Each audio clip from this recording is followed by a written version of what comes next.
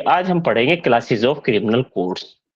Criminal codes की कितनी classes है, क्या-क्या क्लासेस है। तो सबसे अगर हम अपने बीएनएसएस की बात करें, बीएनएसएस अभी माइक ऑफ। बीएनएसएस की बात करें कि बीएनएसएस में कहां पर प्रोविजन दिया गया है क्रिमिनल कोड्स का, तो कौन से सेक्शन में? सेक्शन 6 बात करता है क्लासेस ऑफ क्रिमिनल कोड्स। तो वहां पर लिखा हुआ है besides high court, high Court के अलावा ये ये जो है क्या है? क्रिमिनल कोड्स है। किसके अलावा? हाई कोर्ट के अलावा। तो चलिए, अगर बीएनएसएस से पूछा जाएगा under section 6 of the BNSS besides high court कौन कौन जो है क्रिमिनल कोड्स हैं, तो आप बताएंगे। बताइए क्यों, कौन कौन सी क्रिमिनल कोड्स दी हुई है सेक्शन 6 में? भाई court of section, division magistrate first class, division magistrate second class, executive magistrate. Executive magistrate, ठीक है। अब यहां के बाद अब जो है, लेकिन अब एक सवाल हम पूछते हैं, whether Supreme Court is not highest criminal appellate court? है भाई, है सर। है ना? तो सबसे ऊपर लिखे सुप्रीम कोर्ट, लिखवा दिया था लास्ट क्लास में हमने सुप्रीम कोर्ट। कितनी सजा दे सकती है supreme court? Sir any sentence authorised by law. कोई भी सेंटेंस। अच्छा, उसके नीचे आ जाइए हाई कोर्ट, हायरार्की में हाई कोर्ट। हाई कोर्ट कितनी दे सकती है? Any any sentence. Sentence. Any sentence.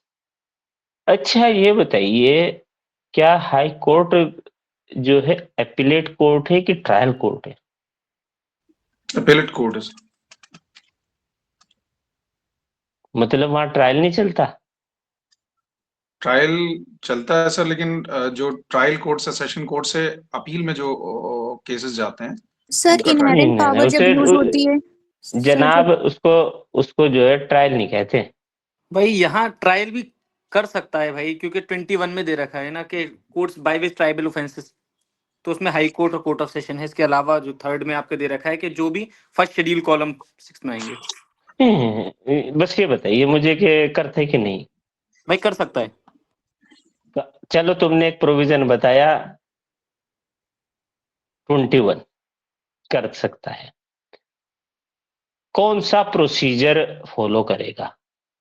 भाई दो तीन तरीके के ट्रायल के प्रोसीजर है, मजिस्ट्रेट ट्रायल है, कोर्ट ऑफ सेशन ट्रायल है, समरी ट्रायल है। कोर्ट ऑफ सेशन का भी ट्रायल वो लिखा हुआ है, वो कैसे करेगा? पुलिस रिपोर्ट पे जो इंस्टीट्यूट होते हैं और जो otherwise then police report institute होते हैं।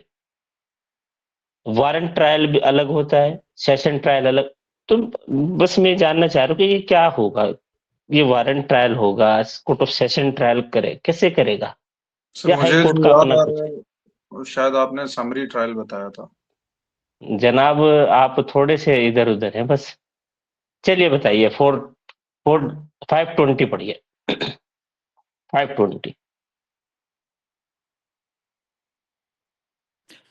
जी, chapter 39 miscellaneous 520 section trials before high court where an offense is tried by the high court otherwise than under section 447 it shall in the trial of the offense observe the same procedure as a court of session would observe if it were trying the case. बस underline कीजिएगा कैसा trial का procedure होगा। कैसा होगा? जैसा कि court of session करती है। नहीं होती, याद रखिएगा, हाई कोर्ट एपीलेट कोर्ट है, ट्रायल कोर्ट नहीं है। लेकिन इन केस अगर करती है तो क्या करेगी? क्लियर है बात? Yes no? अच्छा चलिए, जी। अब आप कह रहे हैं कि हाई कोर्ट कितनी सजा दे सकती है? Any sentence authorized by law.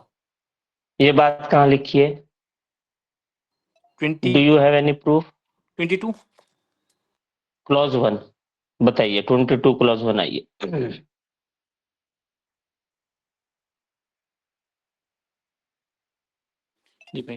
Section 22 sentences which high court and session judge may pass. Clause 1 a high court may pass any sentence authorized by law. ओहो, हाई कोर्ट में pass any sentence authorized by law, ठीक है, underline कीजिए, कोई भी कर सकता है, ठीक है, इवन डेथ पेनाल्टी। चलिए अब आ जाइए supreme court, high court. High Court के नीचे कौन सी कोर्ट है? Court of session. Court of session लिखिए। कोर्ट ऑफ सेशन कितनी सजा दे सकती है? Any sentence authorized by law, but death penalty will be in the confirmation by the High Court. ये बात भी लिखी है क्या कहीं? भाई दूसरे क्लॉज में 22 के पढ़िए। clause 2, a session judge or additional session judge may pass any sentence authorized by law, but any sentence of death passed by any such judge shall be subject to the confirmation by the High Court. Under section 407। Clear है बात? Is it clear to you? सभी के सभी जी शगुन समझ में आ रहा है? रहनुमा जो पहली बार पढ़ने वाले हैं, ये थोड़ा सा इधर उधर घूम रही है बातें। चलिए आगे नेक्स्ट। सर उसके बाद जी सर आपने परसों वो जो क्वेश्चन छोड़ा था whether community service awarded by court of session, वो हाँ डिस्कस भी नहीं बताइए, किया। तो बताइए आप, लाई नहीं कुछ सवाल ढूंढ के जवाब? चलिए अभी कर लेते हैं ना। उसके बाद आइए। अच्छा, अब उसके बाद कौन है छोटी कोर्ट? इनके इनके अंडर कौन सी आती है? जल्दी से बताइए। Magistrate court, judicial magistrate first class. अब आ जाइए। ये जो कोर्ट ऑफ सेशन लिखा है, इसको दो पार्ट में डिवाइड कर लीजिए, दो में। चीफ जुडिशियल मजिस्ट्रेट, दूसरा लिखिए judicial magistrate. Chief judicial magistrate कितनी सजा दे सकते हैं? Up to 7 years। Up to 7 years। ये बात कहाँ लिखी है? 23 clause 1। 23 क्लॉज 1। पढ़िए जरा। Section 23. Sentences which magistrate may pass. Clause 1. The court of a chief judicial magistrate may pass any sentence authorized by law except a sentence of death or of imprisonment for life or imprisonment for a term which term or in term exceeding 7 years. ठीक है, इसका मतलब ये हुआ कि negative form में बताया गया कि इसीलिए जो है court of chief judicial magistrate में pass a sentence up to 7 years। चलिए अब आ जाइए इधर जुडिशियल मजिस्ट्रेट। जुडिशियल मजिस्ट्रेट दो तरीके के होते हैं, judicial magistrate first class, judicial magistrate second class. Magistrate first class, इसको दो पार्ट में कर लिए, first class second class. First class कितनी दे सकता है?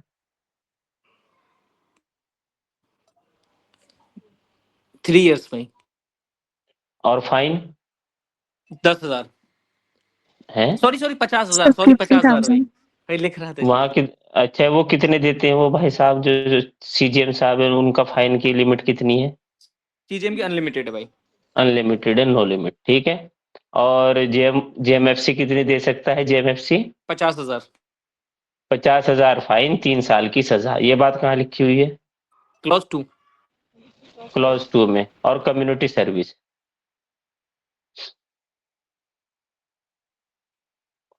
पढ़िए। The court of a magistrate of the first class may pass a sentence of imprisonment for a term not exceeding 3 years or fine not exceeding 50,000 rupees or of both or of community service। और of community service. चलिए, ये जेएमएससी कितनी दे सकते हैं? Judicial magistrate second class. 1 साल तक की और 10,000 तक का फाइन। और कम्युनिटी सर्विस, ठीक है। चलिए बताइए। The court of a magistrate of second class may pass a sentence of imprisonment for a term not exceeding 1 year or fine not exceeding 10,000 rupees or of both or of community service। अच्छा, इन्हीं में से जो ये judicial magistrate first class है, second class है, ऐसा ही एक और मजिस्ट्रेट होता है जिसको आप सोना बाबू कहते हैं, स्पेशल मजिस्ट्रेट। जो ये स्पेशल मजिस्ट्रेट है, ये कितनी सजा दे सकता है? और देगा तो ये बात कहाँ लिखी है, इसकी सदाकत क्या है आपके पास? आबिद साहब बताइए। जी सर। अच्छा चलिए पढ़िए भाई जरा section 11। Section 11, Special ji Judicial Magistrate. Section 11, Special Judicial Magistrate. Clause 1. The High Court may, if requested by the central or state government, so to do, confer upon any person who has held any post under the government all or any of the powers conferred or conferable by or under this Sanhita on a judicial magistrate of the first class or of the second class in respect of a particular cases or to particular classes of cases in any local area. Clear है बात? जी भाई। कि कौन होगा? Judicial first class और second class जो है हाई कोर्ट की रिक्वेस्ट पर, हाई कोर्ट अगर रिक्वेस्ट करे स्टेट गवर्नमेंट और सेंट्रल गवर्नमेंट से तो स्पेशल जुडिशियल मजिस्ट्रेट अपॉइंट हो सकते हैं। अगर ये अपॉइंट होंगे तो जनाब इनकी पावर कितनी होंगी? ये किस पावर को यूज करेंगे? सीजीएम की पावर यूज करेंगे, ये हाई कोर्ट की पावर यूज करेंगे, ये कोर्ट ऑफ सेशन की पावर यूज करेंगे, जेएमएफसी या जेएमएससी की करेंगे? तो कौन सी करेंगे? जेएमएफसी और जेएमएससी। क्लियर है बात? इनका अपॉइंटमेंट कितने दिन के लिए होगा? 1 साल के लिए। क्लॉज नेक्स्ट पढ़िए, close 2। Such magistrate shall be called special judicial magistrate and shall be appointed for a such term not exceeding 1 year at a time as the High Court may by general or special order direct. याद रखिएगा यहाँ से बहुत सवाल पूछा जाता है। पूछा जाता है कि किसकी रिक्वेस्ट पर और कौन कौन, स्टेट गवर्नमेंट नहीं है खाली, अंडरलाइन कीजिएगा, सेंट्रल गवर्नमेंट और स्टेट गवर्नमेंट अगर हाई कोर्ट रिक्वेस्ट करे, सर बहुत बर्डन है हमारे ऊपर केसेस का, आप हमको जो है और 2-4 कोर्ट बना के दे दीजिए स्पेशल मजिस्ट्रेट, तो वो स्पेशल मजिस्ट्रेट अपॉइंट करते हैं। कौन? हाई कोर्ट और सॉरी स्टेट गवर्नमेंट और सेंट्रल गवर्नमेंट। क्लियर है बात? और कितने दिन का पीरियड होगा उनका? 1 1 ईयर। साल। बात क्लियर है यहाँ तक? कम्युनिटी सर्विस, ये जो कम्युनिटी सर्विस है, अच्छा हमारा सवाल था कि क्या community service court of session दे सकती है? नहीं, नहीं दे सकती, क्योंकि स्पेसिफिकली नहीं मेंशन्ड है। कम्युनिटी सर्विस जो है एक ट्रिफल ऑफेंसेस में दी जाती है, where an offence is of trifle nature, क्योंकि कोर्ट ऑफ सेशन जो है मोर देन 7 इयर्स की इम्प्रिजनमेंट देता है, हीनियस क्राइम का ट्रायल करता है, तो वहां कम्युनिटी सर्विस का कोई मतलब ही नहीं है। और स्पेसिफिकली हमारा जो क्रिमिनल जस्टिस सिस्टम है, इंटरप्रिटेशन जो होता है, स्ट्रिक्ट इंटरप्रिटेशन होता है, और स्ट्रिक्टली सेक्शन 23 की क्लॉज 2 और 3 में दिया गया है। इस ये जुडिशियल मजिस्ट्रेट फर्स्ट क्लास और सेकंड क्लास ही कम्युनिटी सर्विस देंगे, अदरवाइज नहीं। पढ़िए जरा एक्सप्लेनेशन क्या कहता है, क्या है community service.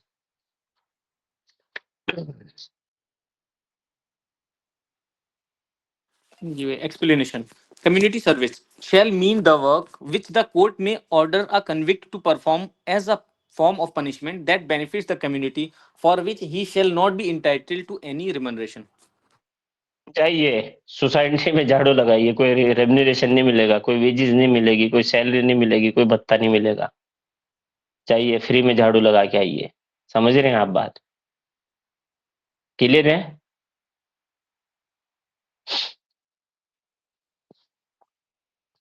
What are the participants of criminal trial? Criminal trial के कौन कौन पार्टिसिपेंट्स होते हैं?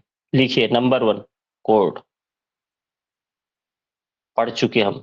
Number 2 prosecution, number 3 defence, and number 4 police जो इन्वेस्टिगेशन करती है। प्रोसिक्यूशन, प्रोसिक्यूशन से रिलेटेड जो सेक्शन हम पढ़ेंगे, लिखिए सेक्शन 18, 19, 20, 338, 339, 360। क्लियर है बात? एक बार रिपीट कर दीजिएगा प्रोसिक्यूशन वाले। 18, 19, 20, जी 338, 339, 360। अब सबसे ऊपर लिखे प्रोसिक्यूशन बीच में, इसको 3 पार्ट्स में डिवाइड कीजिए।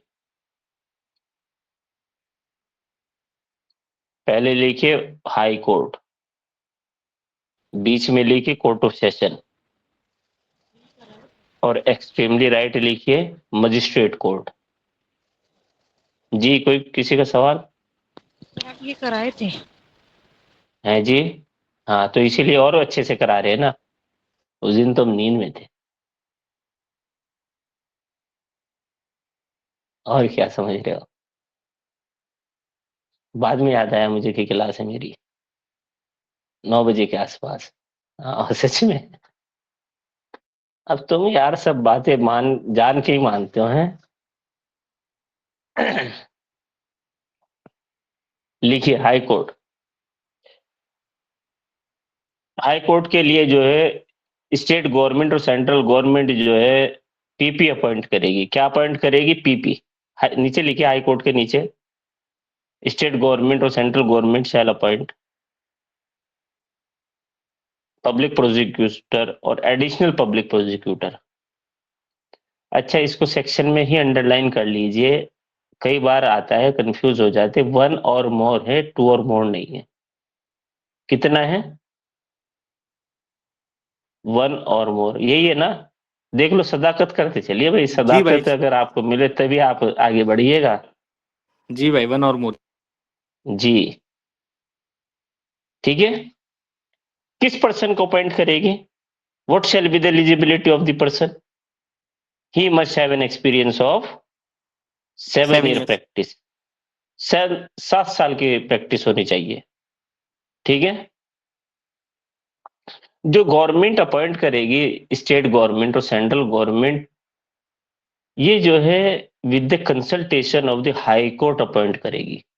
हाई कोर्ट में जो पब्लिक प्रोसिक्यूटर, गवर्नमेंट का जो पब्लिक प्रोसिक्यूटर होगा, जो खड़ा होगा, he shall not only be appointed by the state government और central government, but the state government or central government must consult with the high court before appointment of the public prosecutor। Clear है बात? ये लिख लेना, क्योंकि ये भी word पूछा गया कि विद द कंसल्टेशन होगा कि विदाउट द कंसल्टेशन होगा।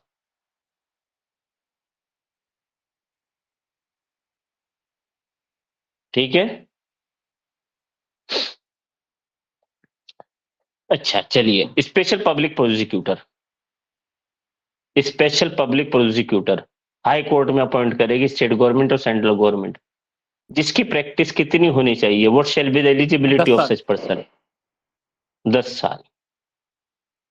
ये हम कौन से सेक्शन की बात कर रहे हैं? सेक्शन 18 क्लॉज 1 और स्पेशल में 18 क्लॉज 8। 18 क्लॉज 1, 18 क्लॉज 8, 1 and 2 होगा। 18 clause 1 and 2 and 18 clause 8 special. अब आ जाइए कोर्ट ऑफ सेशन में। स्टेट गवर्नमेंट अपॉइंट करेगी, किसकी कंसल्टेशन से? किसी की कंसल्टेशन से नहीं। लिख लीजिएगा, किसी की कंसल्टेशन से नहीं। What shall be the eligibility of a person? कितना एक्सपीरियंस होना चाहिए? 7 ईयर। ठीक है। कौन अपॉइंट करेगा? एक लिस्ट बनाएगी। कौन लिस्ट बनाएगा? डीएम लिस्ट बनाएगा। किससे? किसकी परमिशन से? With the consultation of the district जज, जिसको कोर्ट ऑफ सेशन कहते हैं। With the consultation of the what? Court of session. Court of session की कंसल्टेशन के साथ DM shall form a list, एक लिस्ट बनाएगा and then send to it government. Then government shall appoint public prosecutor for court of session. जो court of session के समक्ष खड़ा होकर गवर्नमेंट का पक्ष रखेगा, उसको जो है पब्लिक प्रोसिक्यूटर कहते हैं फॉर कोर्ट ऑफ सेशन। कितनी प्रैक्टिस होनी चाहिए? 7 साल की। क्लियर है? स्पेशल, स्पेशल के लिए वही 10 साल की प्रैक्टिस। क्लियर है बात? कहां दिया गया है इसका प्रोविजन? 18 क्लोज 3। अब आ जाइए जुडिशियल मजिस्ट्रेट कोर्ट में। मजिस्ट्रेट कोर्ट में जो ये एपीपी है, assistant public prosecutor, state government appoint करती है। किस उस पे अपॉइंट करती है? मेरिट बेस पे करती है। एग्जामिनेशन होता है जो अभी होने वाला है यूपी और बिहार। क्लियर है बात? ठीक है। अगर in case no cadre assistant public prosecutor is available to for the part of the government के पार्ट लेने के लिए मजिस्ट्रेट कोर्ट में कोई भी असिस्टेंट पब्लिक प्रोसिक्यूटर नहीं है, तो बताइए वेदर डीएम में appoint any person as a public assistant public prosecutor? जी भाई कर सकते यस सर। कर सकता है, लेकिन दो कंडीशन दी गई है। पहले तो 14 दिन का नोटिस देगा डीएम, जो स्टेट गवर्नमेंट को 14 दिन का नोटिस देगा, ये अभी ऐड हुआ है, पहले नहीं था। दूसरा, he such person shall not be the IO, investigating officer of the case. उस केस का इन्वेस्टिगेटिंग ऑफिसर ना होना चाहिए, और दूसरा उसकी रैंक इंस्पेक्टर से कम ना होनी चाहिए। पुलिस ऑफिसर भी हो सकता है, पता है वो यहाँ पर मेनली फोकस किया गया है कि वेदर डीएम में appoint any police officer as a public assistant public prosecutor, तो कहा यस, डीएम में appoint any person as a assistant public prosecutor, before that he must have to serve a notice to the state government prior to 14 days. ठीक है, but such person shall not be the investigating officer of such case, उस case का IO नहीं होना चाहिए। दूसरा, उसकी कम से कम जो है इंस्पेक्टर होनी चाहिए। Is it clear to you? Yes sir. हाँ ना? चलिए अभी बैक टू द वेदास। एक दो प्रोविजन यार पनिशमेंट से रिलेटेड ही रह गए थे, वो हम अब बढ़ाने के बाद ही ध्यान आया। देखिए यहां से जो अब और सवाल आएंगे, एक तो सवाल आपसे यही पूछा जाएगा क्लासेस ऑफ क्रिमिनल कोर्ट्स में कि बिसाइड्स हाई कोर्ट कितनी है, नंबर भी याद रखना। बिसाइड्स हाई कोर्ट 4 है। कौन कौन सी? Court of session, judicial, JMFC, JMSC और एग्जीक्यूटिव मजिस्ट्रेट। अब आ जाइए जरा बताइए सेक्शन 8 में कोर्ट ऑफ सेशन, यहां से जो सवाल आएगा वो हम बताते हैं। पूछा जाता है कि कोर्ट ऑफ सेशन का जो इस्टेब्लिशमेंट होता है वो कौन करता है? Are you getting my point? जी भाई। पढ़िए जरा, कौन इस्टेब्लिश करता है? Section 8 Court of Session Clause 1. The state government shall establish a court of session for every session division. For every session division, state government shall establish, underline कीजिएगा, state government, not with the consultation of the high court. High court की consultation की जरूरत नहीं है, बड़े लोग हो गए, बड़े कोर्ट बन रहे हैं, हाई कोर्ट की जरूरत नहीं है। लेकिन यही जब ये छोटे कोर्ट होंगे तो अब यहाँ पर जो जरूरत पड़ेगी वो जरूरत पड़ेगी। तो जरा यहाँ पर पढ़िए सेक्शन 9 क्लॉज 1।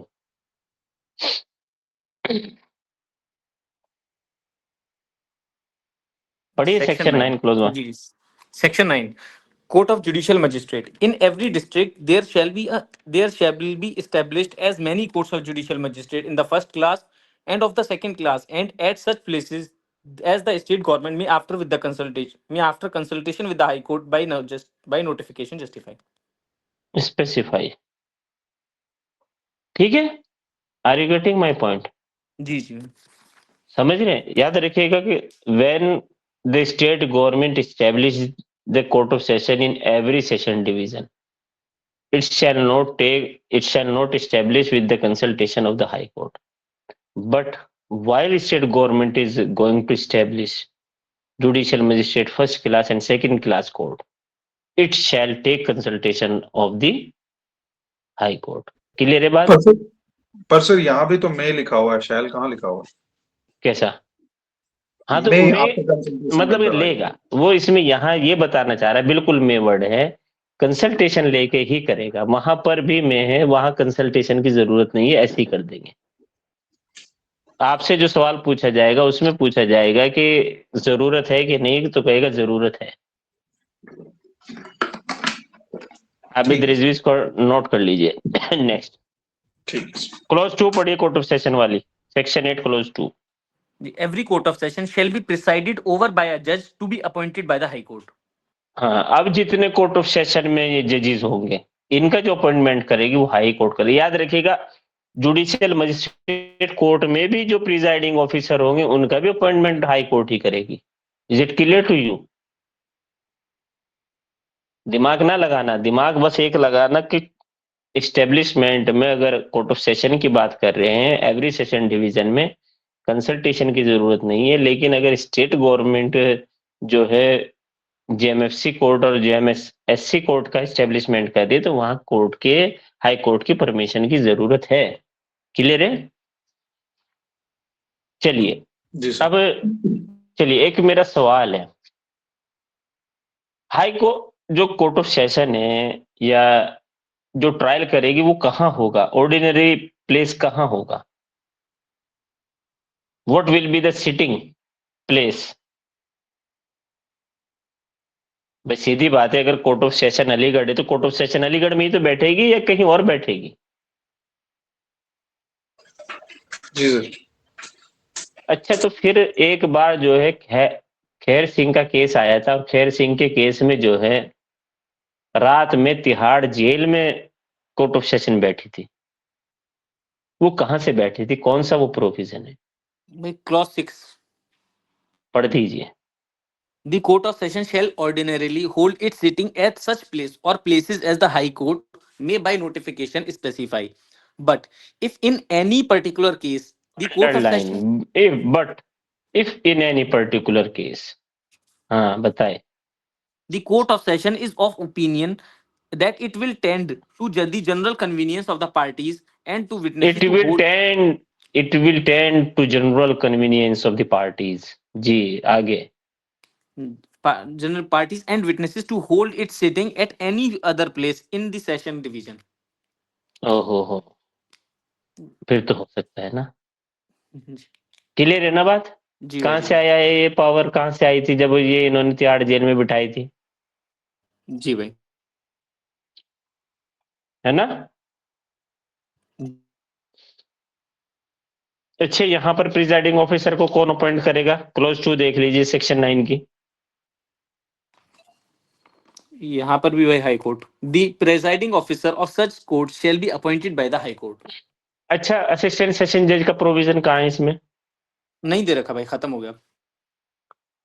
है जी, खत्म कर दिया, हटा दिया अब। अच्छा हटा दिया है, चलिए कोई बात नहीं। खुश हैं आप इस बात से? कितनी सजा देते थे? भाई वो ये 10 साल तक की सजा देते थे। अच्छा, 10 साल की सजा देते थे, चलिए बहुत अच्छी बात है। अब जरा आप सेक्शन 10 बता दीजिए। जी, section 10, chief judicial magistrate and additional chief judicial magistrate etcetera. Clause 1, in every district the high court shall appoint a judicial magistrate of first class to be the chief judicial magistrate. हो, ये भी सवाल पूछा जाता है, किसको बनाया जाएगा चीफ जुडिशियल मजिस्ट्रेट? कौन बनाएगा? हाई कोर्ट बनाएगी जेएमएफसी को। जेएमएफसी को बनाती है, याद रखिएगा, ठीक है। चलिए अब आगे छोड़ दीजिए, हम सीधा चलते हैं सेक्शन 13 से सवाल पूछा जाता है। सेक्शन 13 पढ़िए। Section 13, subordination of the judicial magistrates. Every chief judicial magistrate shall be subordinate to the session judge. रुक जाइए, सबऑर्डिनेशन पूछा जा रहा है कि सबऑर्डिनेशन कौन किसके सबऑर्डिनेट होगा? समझिएगा बात। यहाँ कह रहा है कि every chief judicial magistrate shall be subordinate to the court of session, session जज के सबऑर्डिनेट होगा। अच्छा चलिए, अब इन औरों का बताइए, ये जो और हैं। जी, and every other judicial magistrate shall subjected to the general control of the session judge be subordinate to the chief judicial magistrate. यही पूछा जाता है, बस इसको अंडरलाइन कीजिएगा, यहाँ कोर्ट ऑफ सेशन नहीं लगाना है। उसने कहा है कि and every other judicial magistrate shall subject to the general control. General control court of session का ये वो बताएंगे कहाँ क्या होगा, कैसे होगा, क्या कौन होगा, लेकिन be subordinate to the chief judicial magistrate, क्योंकि जो बिजनेस का डिवीजन होता है वो चीफ जुडिशियल मजिस्ट्रेट ही करता है। जो सेक्शन 10 की क्लोज 2(3) इसको पढ़ लेना, सब समझ आ जाएगा। क्लियर है बात? तो चीफ जुडिशियल मजिस्ट्रेट किसके सबऑर्डिनेट होगा? सेशन जज, और अदर जुडिशियल मजिस्ट्रेट किसके सबऑर्डिनेट होंगे? CJM, जनरल कंट्रोल किसका होगा? सेशन जज। सेशन जज को। Close 2। Clause 2, the chief judicial magistrate may from time to time make rules or gives special orders consistent with this Sanhita as to the distribution of business among the judicial magistrates subordinate to him. जी याद रखिएगा, court of session नहीं बताती कि कितना business होगा, कौन होगा, कितना दिया जाएगा, किसको दिया जाएगा। सीजीएम करेगा। ये इसको जाएगा, ये इसको जाएगा, ये इनको जाएगा, इनकी जुरिडिक्शन ये। कौन बताएगा बिजनेस के बारे में? CJM. एग्जीक्यूटिव मजिस्ट्रेट हमको पढ़ना ही नहीं है। क्लियर है बात? तो अच्छा, इसमें क्लासेस ऑफ क्रिमिनल कोर्ट्स में जो हमने पढ़ा, देखा, थोड़ा बहुत समझा, समझ आया थोड़ा सा?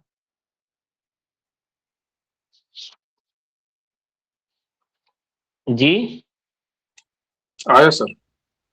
अच्छा, चलिए अब हम थोड़ा सा जो है कोर्ट्स की पावर भी पढ़ रहे थे कि कितनी किसकी पावर है, कौन कितनी सजा दे सकता है। तो एक सेक्शन जो है, जो शायद कोई प्री एग्जाम जाता हो जिसमें ना आता हो, कोई मेंस जाता हो, हमने तो इतने दिए, उसमें लगभग मिला ही है।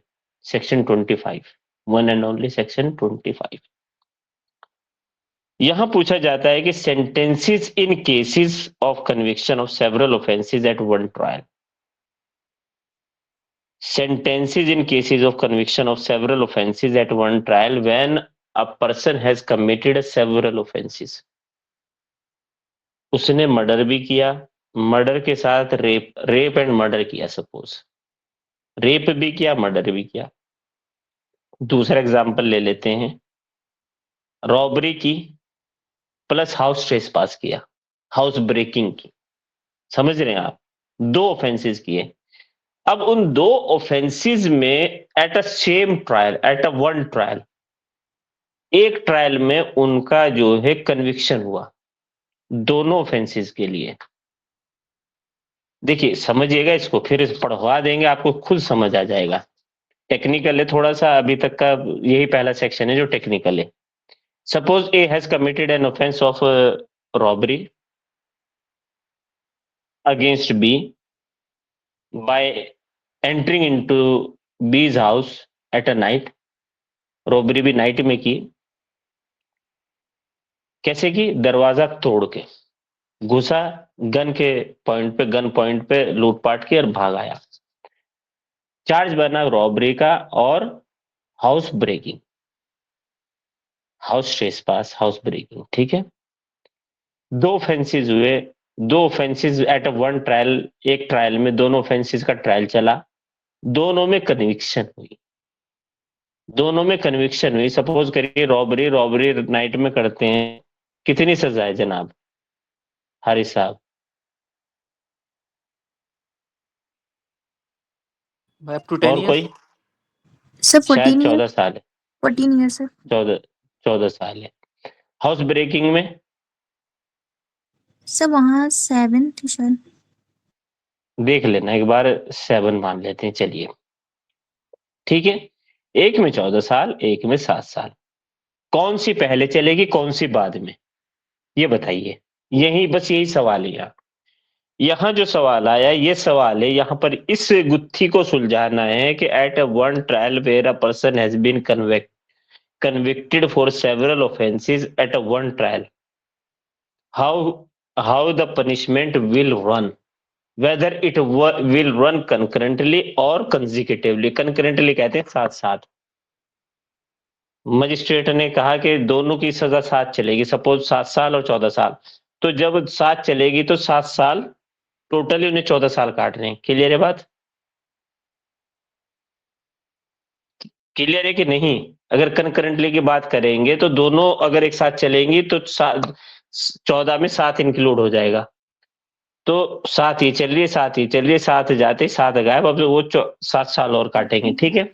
लेकिन अगर मजिस्ट्रेट ने कहा कंकरेंटली नहीं चलेगी, कंसेक्यूटिवली चलेगी, अलग अलग, तब बताइए। तो यहां पर magistrate has to specify as to the gravity of the offenses whether it will run concurrently or it will run consecutively. Close 1 पढ़िए अगर थोड़ा सा समझ आया हो तो। Clause 1. When a person is convicted at one trial of 2 or more offences, the court may, subject to the provisions of Section 9 of the Bharatiya Nyaya Samhita 2023, sentence him for such offences to the several punishment prescribed therefore, which court is competent to inflict, and the court shall, considering the gravity of the offences, order such punishment to run concurrently or consecutively. Clear है बात? ये Clear. बात किसको समझ नहीं आई? जिसको समझ नहीं आई ना अभी बता देना, बाद में आएगी नहीं, मैं पहले बता रहा हूं। जी सगुन? सर नहीं समझ में आई, फिर से बता दीजिए। ये तो बेटा नींद ही इतनी है, आंखों में कहां से समझ में आ जाएगी? ये तो आवाज ही ऐसी कह रही है कि अब हंसो नहीं बेटा, अब इतनी नींद में कहां समझ में आएगी? सर नहीं है तो मेरा गला खराब है। अच्छा समझिए क्या कह रहा है। ये कह रहा है कि अगर कोई पर्सन 2 या उससे ज्यादा ऑफेंसेस में कन्विक्ट होता है तो जो सेक्शन 9 हम उसे छोड़ दो, बीएनएस हम बता ही नहीं रहे, तो अगर वो 2 ऑफेंसेस या उससे ज्यादा में पनिश किया जाता है तो यहाँ पर कोर्ट उतनी सजा देगा जितने के लिए वो कॉम्पिटेंट है। सपोज करिए एक आदमी ने 2 ऑफेंस किए, एक हाउस ट्रेस पास किया, दूसरा रॉबरी किया। रॉबरी की सजा 14 साल है, दूसरे की सजा 7 साल है, ठीक है। 14 साल में उन्होंने दी 10 सपोज 8 साल सजा, दूसरे में दी उन्होंने 3 साल सजा। अब ये सवाल उठता है कि ये 2 सजाएं दी हैं कोर्ट ने, ये चलेंगी कैसे? चलेंगी क्या मतलब, जब जेल में उनको गया, कन्विक्शन हो गया, कन्विक्शन के बाद आज 1 जनवरी 2026 को उसे जेल में डाला गया।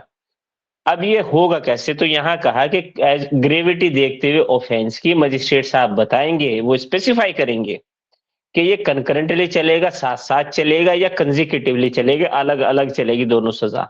अलग अलग चलेगी तो पहले 3 साल फिर 7 साल, 3 और 7 10 साल उसे काटनी पड़ेगी। लेकिन अगर कंकरेंटली चलेगी तो बस मैक्सिमम सजा काटनी पड़ेगी जो मैक्सिमम है, क्योंकि मैक्सिमम में ही मिनिमम ऐड हो घुस जाएगी, बस वहीं पर ऐड होगी, खत्म। क्लियर है ये बात सबको? अच्छा चलिए, अगर कहीं पर कंसेक्यूटिव सेंटेंस दी,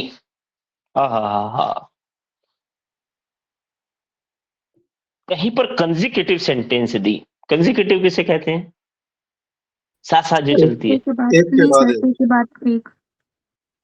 अच्छा एक के बाद एक, मतलब कि जैसे हमने प्रीवियस एग्जाम्पल लिया उसमें पहले 3 साल फिर 7 साल, यही कहना चाहते हैं? जी। अच्छा चलिए, जहां पर कंसेक्यूटिव सेंटेंस है तो यहां कह रहा है कि in case of the consecutive sentence के मामले में कोर्ट जो है किसी भी केस को सिर्फ इस बिना पर आगे कोर्ट को कमिट नहीं करेगी। कमिट का मतलब हाईएस्ट कोर्ट को नहीं भेजेगी, अपनी हायर कोर्ट को नहीं भेजेगी, सिर्फ इस बेसिस पे कि उसकी जो पावर है पनिशमेंट इन्फ्लिक्ट करने की, पनिशमेंट देने की, वो कम है। नहीं समझे बात? समझे सर। ठीक है, उसकी जो सजा देने की पावर है वो कम है। सिर्फ उस बेस पर जो है उस एक्यूज को, उस कन्विक्टेड पर्सन की सजा को आगे नहीं भेजेगी कि sir we am not able to inflict the more punishment than is provided. Suppose करिए चीफ जुडिशियल मजिस्ट्रेट की कितनी पावर है? बताइए जल्दी से बताइए। Sir 7 years। 7 साल। 7 साल से। 7 साल। यहां पर चीफ जुडिशियल मजिस्ट्रेट ने सपोज करिए दोनों दो ऑफेंसेस का वो एक ट्रायल किया, एक में जो है 4 साल सजा दी, दूसरे में भी 4 साल सजा दी, दोनों में 4-4 साल सजा दी। मैक्सिमम सजा कितनी दे सकते हैं चीफ जुडिशियल मजिस्ट्रेट? 7 साल। 7 साल। यहां कितनी हो गई मिला के? 8 साल। 8 8 साल हो गए बाबू, 4-4 साल 2, जी 8 साल हो गई। तो अब ये क्या कहेगा सर, मेरी औकात से बाहर चला गया मामला, हम जो है आपको भेज देते कोर्ट ऑफ सेशन को। यस नहीं नो? कहेगा, नहीं कहेगा। लेकिन यहां लिखा है कि नहीं कहेगा। ऐसे मामले में जो कोर्ट है उसकी जो पावर हो जाएगी वो डबल हो जाएगी। कितनी हो जाएगी? 14 साल। नहीं डबल हो जाएगी। डबल। नहीं डबल और 20 साल, 15 डबल और 20 इयर्स। पढ़ो जरा, अब समझ आएगा आपको। जी। क्लॉज 2 इन द केस मुझे सुना ही नहीं आ रहा है भाई। The aggregate punishment. मैं पढ़ देता हूँ। अब आ रही है मेरे पास? जी पढ़िए आबिद साहब। क्लॉज 2 कह रहा है सर इसका कि in the case of consecutive sentences it shall not be necessary for the court by reason only of the aggregate punishment for several offences being in excess of the punishment which it is competent to inflict on conviction of a single offence to send the offender for trial before the higher court, provided that a in no case shall such person be sentenced to imprisonment for a longer period than 20 years, maximum 20 years. B, the aggregate punishment shall not exceed twice the amount of punishments which the court is competent to inflict for a single offense. ये बात किसको समझ ही नहीं, सच से बताइएगा। Clause 2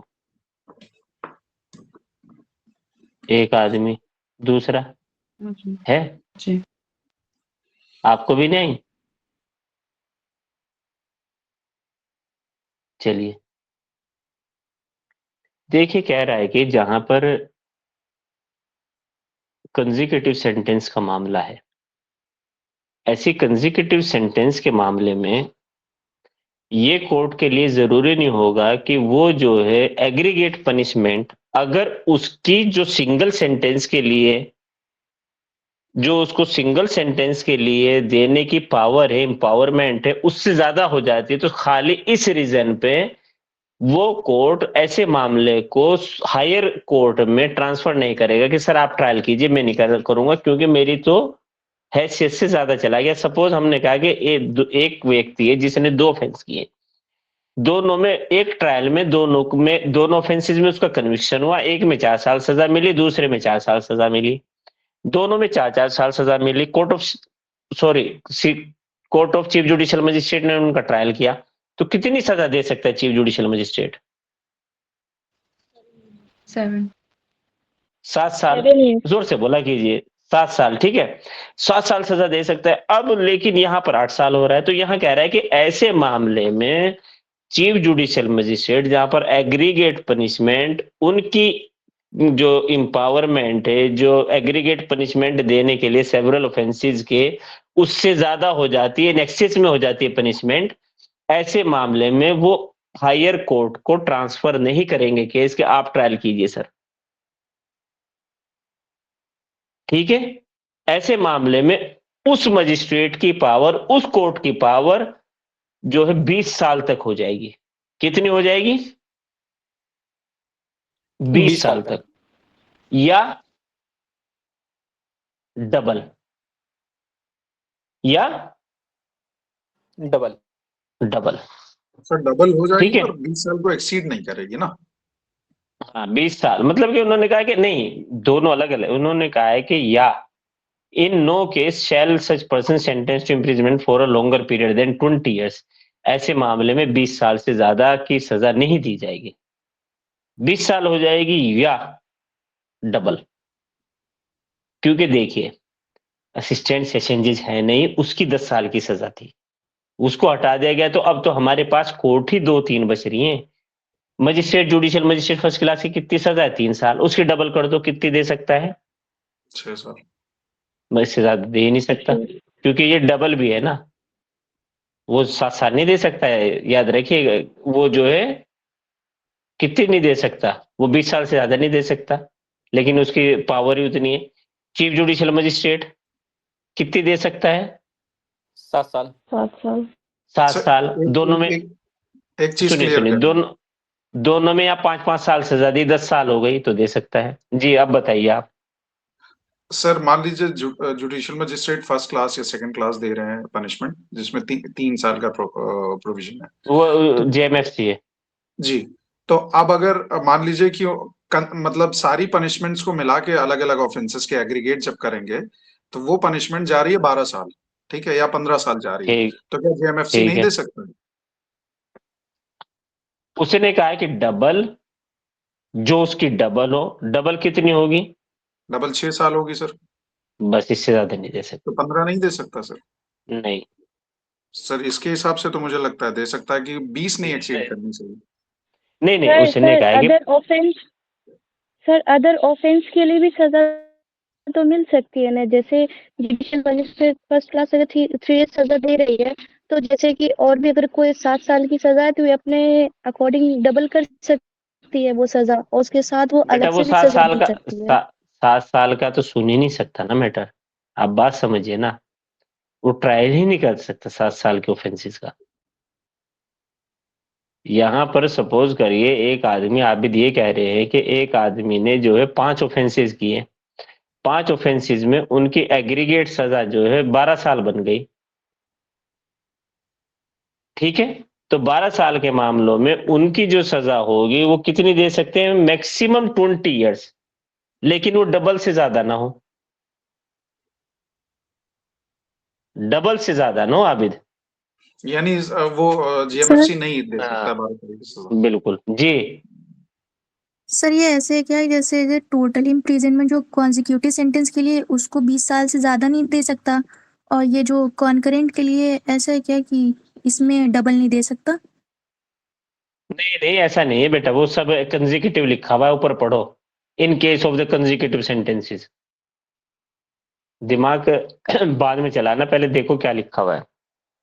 ठीक है, clear है? चलिए भाई एक चीज अब आ और, तो भाई जाइए। तो इसका हमारा जो प्रोवाइजो ए है, तो इसकी तो मतलब कोई जरूरत नहीं थी फिर तो। ये 14 साल थी पहले, अगर हम आपको बताएं सीआरपीसी में 14 साल थी, और 14 साल समझ में आती थी क्योंकि उस टाइम पे जो है जो सजा थी जेएमएफसी की, वो सॉरी सीजीएम कितनी दे सकता था? 7, उसकी डबल कर दीजिए 14। तो जी ये भाई। बात रेलिवेंट थी। यहाँ पर इस प्रोविजो को, क्योंकि असिस्टेंट सेशन जज भी हटा दिया आपने, असिस्टेंट सेशन जज 10 देता था, उसकी डबल कर दो तो चलो 20 मान ले। अब ये कैसे रेलिवेंट है यहाँ पर समझ नहीं है। अब इसका कुछ इंटरप्रिटेशन आएगा कोर्ट से, तब इसको पता लगेगा कि ऐसा भी हो सकता है कि वो कहे कि यहाँ जो आबिद ने एक पॉइंट उठाया ना कि सर कहीं ऐसा तो नहीं है कि 5 ऑफेंसेस किए उसने, 5 में उसकी 12 साल सजा है, तो ये इंक्लूड होता है। पहले इंक्लूड नहीं होता था, याद रखिएगा। अभी तक इस पे कोई क्लियर जजमेंट नहीं है, इसलिए अभी 20 साल या डबल, इससे ज्यादा नहीं।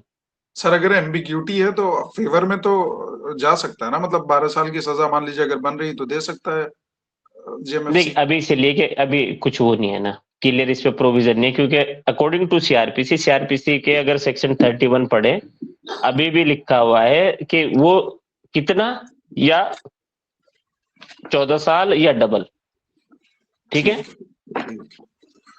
चलिए अब आ जाइए बैक टू वेदास। क्लियर है यहाँ? जी भाई, क्या हो सकता है यहाँ पर अभी भूल हो गई होगी गलती से। नहीं नहीं, ऐसा नहीं है यार, कैसी बात कर रहे हो, बहुत बड़े वहां पर बैठते हैं वो सब, हम आपकी नॉलेज कम है उनके सामने। चलिए सेक्शन 18 में कुछ बताने की जरूरत है या नहीं? हाँ ना, में जल्दी से बताइए। सब हमने लिखवा दिया, बता दिया, यस नो, जल्दी जल्दी बताइए। अच्छा, एडेड प्रोविजो देख लीजिए जल्दी से। प्रोविजो सेक्शन 18 का प्रोविजो ये ऐड किया गया है, पहले नहीं था। एनसीटी दिल्ली में सेंट्रल गवर्नमेंट अपॉइंट करेगी पीपी हाई कोर्ट के लिए, समझ रहे हैं आप? After the consultation of the high court of Delhi. Clear है बात? इसको बस उसके बाद जो है क्लोज जो हमने बताया, जो लिखवाया है, बस उतना है। बताइए जल्दी से, सेक्शन 18 19 पढ़ाने की जरूरत है क्या? 20 पढ़े? चलिए 20 आ जाइए जल्दी से। रहनुमा आगे बढ़े। जी सर। चलिए सेक्शन 20 डायरेक्टोरेट ऑफ प्रोसिक्यूशन, अभियोजन निदेशालय। अब ये यहाँ पर पता लगेगा कि अभियोजन निदेशालय क्या है, कौन इस्टेब्लिश करता है, क्या कौन कौन होगा डायरेक्टोरेट ऑफ प्रोसिक्यूशन में। तो जल्दी जल्दी बताइए कौन होता है। देखिए हम बता देते हैं जल्दी से। कौन इस्टेब्लिश करेगा? State government. अंडरलाइन कीजिए स्टेट गवर्नमेंट।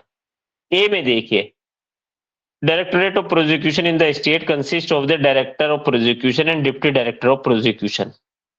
स्टेट में कौन होता है? डायरेक्टोरेट ऑफ प्रोसिक्यूशन होता है स्टेट। प्रोसिक्यूशन लिखिए, ऊपर लिखिए, नीचे डायरेक्टोरेट ऑफ प्रोसिक्यूशन होता है एक, डायरेक्टोरेट ऑफ प्रोसिक्यूशन होता है दूसरा, डिप्टी डायरेक्टोरेट ऑफ प्रोसिक्यूशन होता है। अब डिस्ट्रिक्ट में आ जाइए, एक तरफ स्टेट दूसरी तरफ डिस्ट्रिक्ट। डिस्ट्रिक्ट में आ जाइए, डिस्ट्रिक्ट डायरेक्टोरेट ऑफ प्रोसिक्यूशन होगा। क्या होगा?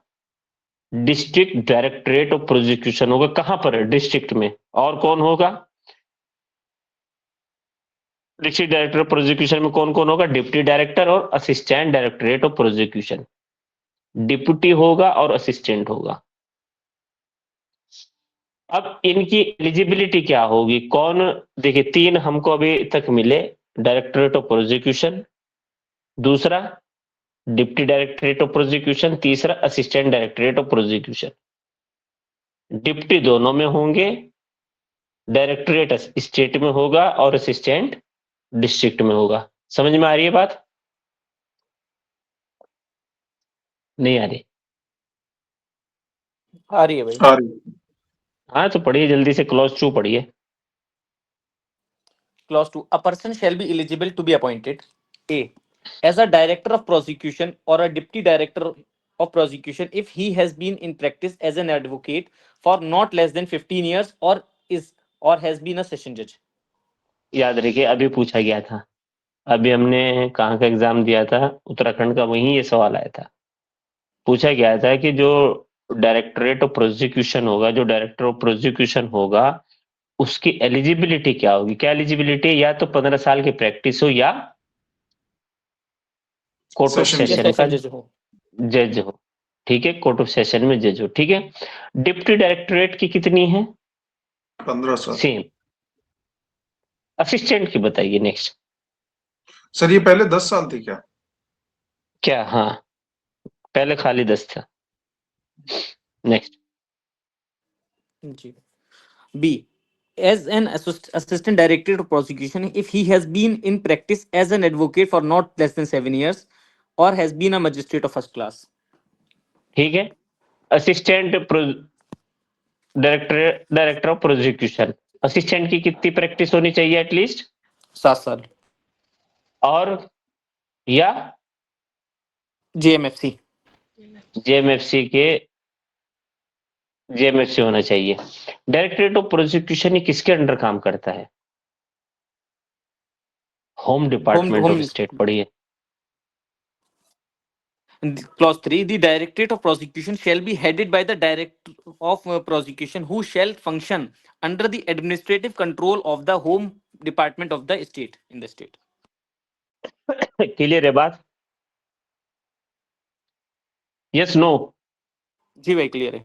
तो अभी हमें समझ में आया कि भाई डायरेक्टर ऑफ प्रोसिक्यूशन स्टेट में होगा, deputy director of prosecution state में होगा, डिस्ट्रिक्ट में जो है डिप्टी डायरेक्टर ऑफ प्रोसिक्यूशन होगा और असिस्टेंट डायरेक्टर ऑफ प्रोसिक्यूशन होगा। Yes no?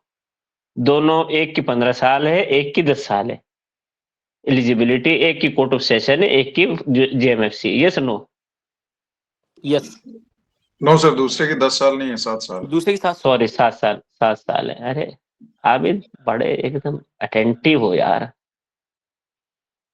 प्रहार करने के लिए एकदम तैयार रहते हैं, कहाँ गलती कर रहे हैं और कहाँ पर हम जो है खामियां निकाल के सामने रख दें एकदम, हैं? सर आपने कहा है ना कि आप ऐसे टेस्ट लेते रहते हैं ना गलत बोल के, तो हमें लगा शायद नहीं टेस्ट। नहीं नहीं, टेस्ट नहीं था, गलती से ही हुआ। चलिए अब आ जाइए नेक्स्ट। अब क्लॉज 5 बताइए सीधा। Clause 5. Every PP, a public prosecutor, additional public prosecutor, and special public prosecutor appointed by the state government under subsection 1 or subsection 8 of section 18 to conduct cases in the High Court shall be subordinate to the director of prosecution. याद रखिएगा, जो special PP, जो PP होगा, additional PP होगा, special PP होगा, high court में जो state government appoint करती है, वो किसके सबऑर्डिनेशन में काम करेगा? ये भी लिख लीजिए भाई, आएगा सवाल। किसके में करता है? डायरेक्टर ऑफ प्रोसिक्यूशन के में। और डिस्ट्रिक्ट में अभी पढ़ाई हमने, असिस्टेंट डायरेक्टर के उसमें करेगा जो एपीपी होगा। क्लोज 6 देख लीजिए, ये कह रहा है। अब क्लोज 7 आ जाइए, इनकी पावर और फंक्शंस क्या होंगी? क्या पावर और फंक्शंस होंगे? डायरेक्टर ऑफ प्रोसिक्यूशन के क्या पावर होगी, क्या फंक्शंस होंगी? इनको बनाया क्यों गया है? Why this post has been created? बताइए clause 7। Clause 7. The powers and functions of the director of prosecution shall be to monitor cases in which offences are punishable for 10 years or more, or with life imprisonment or with death, to expedite the proceedings and to give opinion on filing of appeals. अब देखिए, दो चीज यहाँ है। 10 साल से ऊपर के जो मैटर होंगे, उनमें दो काम के लिए डायरेक्टर ऑफ प्रोसिक्यूशन को अपॉइंट किया गया है। देखिए, number 1, to expediate the proceeding, जल्दी से निपटारा कराने के लिए। दूसरा, and to give opinion on filing of appeal. Underline कीजिएगा दो दो, और इस पे एक पे एक लिख लेना, दूसरे पे वन लिख लेना। पहला क्या है कि टू एक्सपीडिएट द प्रोसीडिंग, जल्दी से कार्रवाई को आगे बढ़ाया जाए। दूसरा, to give opinion on filing of appeal. किन मामलों में? जिसमें 10 साल से ज्यादा की सजा है। ये कौन करेगा काम? Director of prosecution. अच्छा, तो अब इसके बाद कौन बचा? Deputy director. इनकी बताइए, इनकी क्या वैल्यू है? Clause 8. The powers and functions of Deputy Director of Prosecution shall be to examine and scrutinize the police report and to monitor the cases in which the offences are punishable for 7 years or more, but less than 10 years, for ensuring the expeditious disposal. देखिए क्या है कि अब जो ये deputy directorate of prosecution बनाया गया, ये कह रहा है कि ये स्क्रूटनाइज करेगा पुलिस रिपोर्ट को, केस को मॉनिटर करेगा, देखेगा क्या पुलिस रिपोर्ट सही है कि नहीं है, केस को मॉनिटर करेगा। किन वाले मामलों में? जिनकी सजा 7 साल से ऊपर है लेकिन 10 साल से कम है। क्लियर है बात? और फिर एंड में एक बात और कह दी, जाते जाते कहते हैं ना कि आप जा रहे हैं तो चलिए मिठाई भी खा जाइए, खाने के साथ मिठाई अच्छी होती है। तो यहाँ कह दिया for ensuring there expeditious disposal, है ना? हाँ भाई, जैसे अब आप किसी होटल में जाइए तो मेरे जैसा तो सौंफ ही कहता है। आबिद वैसे क्या कहते हैं भाई उसको जो बाद में मांगते हैं? क्या चीज सर? खाने के बाद हाँ हाँ बहुत फ्रेशर। हाँ, माउथ फ्रेशर। देखिए ये नया वर्ड, माउथ फ्रेशर दे दीजिए चलते चलते। हाँ हाँ, ये सब चीजें भाई अब जरूरी है सीखनी। पर सर आप ही निकलवा सकते हैं, अगर नहीं हुआ तब भी। अरे खबीस था वो, लेकिन चलिए अब आ जाइए नेक्स्ट। सेक्शन 20 क्लॉज 9, इनकी भी बता दीजिए, इनकी क्या वैल्यू है, The ये functions क्या of the करते हैं? The functions of the Assistant Director of Prosecution shall be to monitor cases in which the offences are punishable for less than 7 years. ओहो, ये भी केस को मॉनिटर करेंगे जिनकी सजा 7 साल से कम है ना भाई? चलिए, इन सारी क्लोजों में 6, 7, 8, 7, 8, 9 में कुछ भी दिया गया है तो बताइए क्या होगा? ये ऐड की गई है। 10 बताइए। Notwithstanding anything contained in subsection 7, 8, 9, the director, deputy director, or assistant director of prosecution shall have the power to deal with and be responsible for all proceeding under this section संहिता. समझ रहे हैं आप?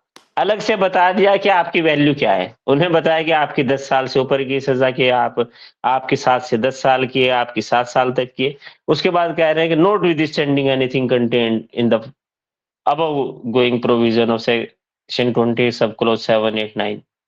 इसके बाद आपको सभी संहिता में जितने भी है आपको सबकी पावर है। समझ रहे हैं आप? देख रहे हैं ब्लैंकेट कंट्रोल कैसे दे दिया गया है यहाँ पर। Is it clear to you?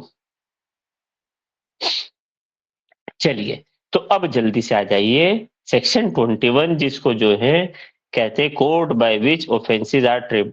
अरे नहीं, अभी इसको कहाँ हम पढ़ लेंगे, अभी तो प्रोसिक्यूशन पूरा नहीं हुआ। प्रोसिक्यूशन का आइए जरा 338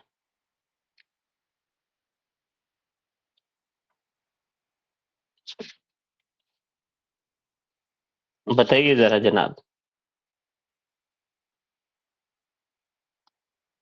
अपीयरेंस बाय पब्लिक प्रोसिक्यूटर पढ़िए। जी, section 338 appearance by public prosecutor. The public prosecutor or assistant public prosecutor or in charge of a case may appear and plead without any written authority before any court in which that case is under inquiry, trial or appeal. समझा नहीं मैं बात, ये क्या कहना चाहता है? बिना वकालतनामे के, बिना किसी वकालतनामे के public prosecutor, assistant public prosecutor, जो पर्सन जो ऑथराइज्ड है केस को हैंडल करने के लिए, वो अपीयर हो सकता है किसी भी कोर्ट के समक्ष बिना उसकी रिटर्न अथॉरिटी के। Yes no?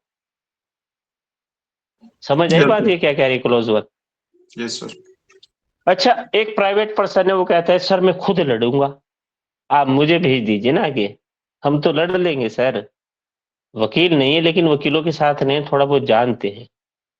हाँ लड़ सकता है लेकिन he will work only as the instruction given by the public prosecutor, assistant public prosecutor or the who is instructing the case। ठीक है, उसकी इंस्ट्रक्शन पे काम करना पड़ेगा। पढ़िए जरा क्लॉज 2।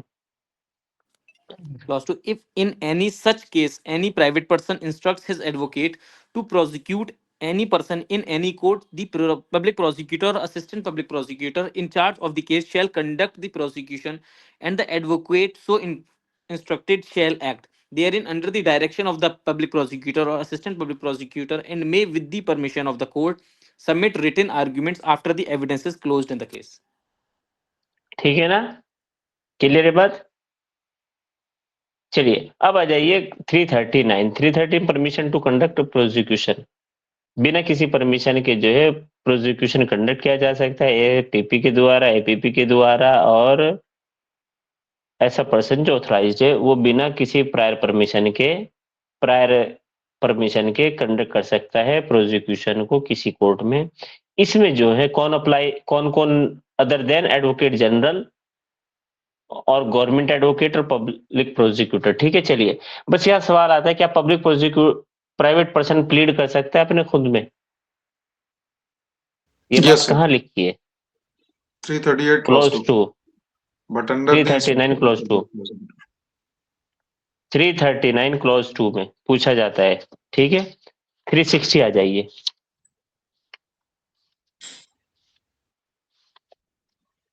थ्री सिक्सटी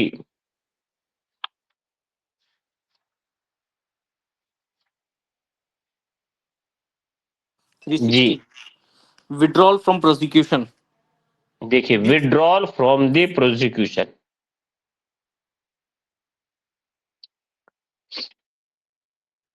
प्रोसिक्यूशन को विड्रॉ कौन करेगा? जो केस है, सपोज करिए कोई केस फाइल हुआ है, वो विड्रॉ भी हो सकता है। सपोज करिए पार्टी में कॉम्प्रोमाइज हो गया, कॉम्प्रोमाइज के बाद उस केस को जो है वापस लेना है, तो या तो पीपी लेगा या एपीपी लेगा। जो केस कंप्रोमाइज होने के बाद या सो मोटो ही जो है, सपोज स्टेट गवर्नमेंट उसको वापस लेना चाहती है, किसी आदमी के खिलाफ कोई ऑफेंस हुआ और उसको वो वापस लेना चाहती है, तो वो किसके थ्रू लिया जाता है? पब्लिक प्रोसिक्यूटर या assistant public prosecutor? Mic off कीजिए भाई। लेकिन यहाँ पर एक एक सवाल हमारा आता है कि किसकी परमिशन से? स्टेट गवर्नमेंट की परमिशन से, सेंट्रल गवर्नमेंट की परमिशन से, या कोर्ट की परमिशन से? कोर्ट की परमिशन। कोर्ट की परमिशन से। कब तक हो सकता है? At what stage? Before pronouncement? नहीं यार, इसमें देखो लिखा होगा before pronouncement of the judgement. जी जी। Before pronouncement of the judgement. Judgement के प्रोनाउंस होने से पहले विड्रॉ कर सकते हैं आप। अच्छा, अगर चार्ज बन गया और विड्रॉल किया तो what will be the status? और चार्ज नहीं बना और चार्ज बनने से पहले विड्रॉ किया तो क्या स्टेटस होगा? ये पहले फिर बताएंगे। सो चार्ज बनने के बाद तो डिस्चार्ज कर दिया जाएगा। सर चार्ज बनने के बाद एक्विटल हो जाएगा, उससे पहले वाले में डिस्चार्ज होगा। अच्छा, क्यों? Why it is? हम आबिद की बात को क्यों नहीं मानते? क्यों भाई, चार्ज बनते ही वो चार्ज फ्रेमिंग होती है, ट्रायल स्टार्ट हो जाता है। जब ट्रायल स्टार्ट हो जाता है तो उसका फिर जजमेंट आएगा लास्ट में। अच्छा, यहाँ थोड़ी सी इनहेंस करें तुम्हारी नॉलेज को। जी भाई बिल्कुल। अगर आपकी काइंड अटेंशन हो तो। अरे बिल्कुल भाई, आप ही के लिए आए हैं भाई। अदरवाइज हम तो जो है पढ़ाते ही रहेंगे। ठीक है?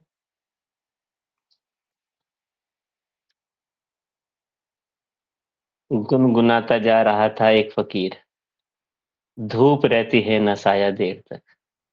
वाह वाह। ठीक है, तो जनाब जरा मुलायजा फरमाए। सर आपसे पढ़ते वक्त एकदम ऐसा लगता है जैसे नोमानी साहब साक्षात पढ़ा रहे हो। अरे नहीं नहीं सर, सारा लहजा आपका एकदम चलिए, तो यहाँ पर अच्छा, आबिद ने कहा कि भैया अगर चार्ज फ्रेम हो गया, चार्ज फ्रेम के बाद डिस्चार्ज होगा, तो हम पहले जान लेते हैं कि क्या डिस्चार्ज होता है, क्या एक्यूटल होता है। याद रखिएगा, एक केस हुआ, केस में इन्वेस्टिगेशन हुई, इन्वेस्टिगेशन होने के बाद जो है पुलिस रिपोर्ट, पुलिस ने इन्वेस्टिगेशन की, इन्वेस्टिगेशन फाइनल हुई, फाइनल होने के बाद कोर्ट में पुलिस रिपोर्ट लाई गई, पुलिस रिपोर्ट कोर्ट में दी गई, कोर्ट ने उसके ऊपर कॉग्निजेंस लिया। अब कोर्ट जब कॉग्निजेंस ले रही है तो अब प्रोसिक्यूशन कंडक्ट करने के लिए परमिशन ली जा रही है, तो वो कहते हैं हाँ जी करिए। तो वहां पर जो है अब कोर्ट के समक्ष पूरे चिट्ठे आए खुल के। अब कोर्ट ने देखा कि जी जी जी, अच्छा अच्छा, कुछ नहीं है, कुछ नहीं मिला। When no prima facie case has been made out against an accused, court shall discharge at once. लिख लीजिएगा, at once डिस्चार्ज कर देगा। लेकिन जहां पे prima facie case meet out हो गया, where any prima facie case has been meet out against an accused person by the production of the document by the prosecution, prosecution ने जो document produce किए उनसे जो है prima facie case meet out हो रहा है, the court shall frame a charge. अब चार्ज फ्रेम करेगी, चार्ज फ्रेम करने के बाद अब ट्रायल होगा, और डिटेल ट्रायल होने के बाद अगर पता लगता है कि no case has been meet out, कुछ नहीं, ये तो झूठे आरोप थे, झूठे केसेस से कुछ नहीं था, यहां होता है एक्यूटल। जनाब आबिद साहब अब क्लियर है? जी सर। सबको क्लियर है बात? डिस्चार्ज और एक्यूटल में क्या फर्क है? क्या ये और बच्चे सब सोने आए हैं क्या यहाँ? अंगूठा तो कम से कम हिल ही सकता है। इतनी भी खराब क्लास नहीं पढ़ाते यार हम कि आप जो इतने अटेंटिव ना रहे। सच में कल से तेजी पकड़ लेंगे, वरना हम बहुत स्पीड से नहीं बताऊंगा कुछ ऐसी ऐसी चीजें। रहनुमा समझ आ गया? जी सर। सर पर हाँ डिस्चार्ज कर देते हैं अगर किसी को, तो फिर वापस जी, से प्रोसीडिंग वगैरह शुरू नहीं हो सकती? मतलब हाँ डिस्चार्ज हो गया वाह, पर्सन तो। क्या शानदार, आधा बढ़ जाए, हो सकती है। लेकिन अगर एक्यूटल हुआ तो रूल ऑफ डबल जियोपार्डी लग जाएगी, समझ रहे हैं आप? क्योंकि वहां पर चार्ज बना है आपके अगेंस्ट, चार्ज बनने के बाद आपको कोर्ट ने आपको रिहा किया है। अब उस सेम केस में दोबारा से चार्ज नहीं बनेगा, दोबारा से आपको आरोप नहीं लगाया जाएगा, बट जिसमें आपको डिस्चार्ज किया गया है उसी सेम केस में आपको दोबारा से ट्रायल हो सकता है। यहां डबल जियोपार्डी नहीं लगता। चलिए चलिए चलिए पढ़िए, ज्यादा मत अब एंजॉय कीजिए क्लास को। 360 Section 360, withdrawal from prosecution.